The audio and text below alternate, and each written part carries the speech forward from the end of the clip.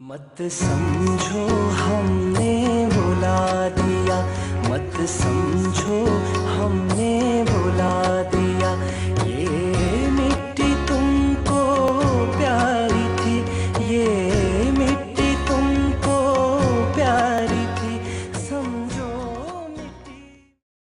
Sania army public school में माओं की गोदें उजड़े 365 रोज तो हो चुके, दिल का कर्ब है कि अब भी कम नहीं हुआ। सानिया APS की बरसी के मौका पर कोयटा की फिजा भी नम रही। मुख्तलिफ तकरीबात का इनेकाद किया गया, जिसमें तलबा ने दहशत की आंखों में आंखें डालकर कह दिया कि इसके लिए अब यहाँ कोई जगह नहीं। वो बच्चे जो शहीद हुए वो फिज़िकली तो यहाँ पे मौजूद नहीं है, लेकिन उनकी रिफ्लेक्शन हमारे में से हर एक के अंदर नज़र आती है और हम इसका जवाब उनको कलम के ज़रिए देंगे। तकरीबात में बड़ा दुश्मन बना फिरता है से लेकर मुझे दुश्मन के बच्चों को पढ़ाना है तक के कामयाब सफर को शोहदाए आर्मी पब्लिक स्कूल की कुर्बानियों का समर करार देते हुए इस अज़म का इजहार किया गया कि तालीम के जरिए मुल्क से दहशतगर्दी का जड़ से खात्मा कर दिया जाएगा। शहादत ने पूरे मुल्क को कौम में और सबसे बड़ी बात है बच्चों में एक नया वलवला पैदा कर दिया।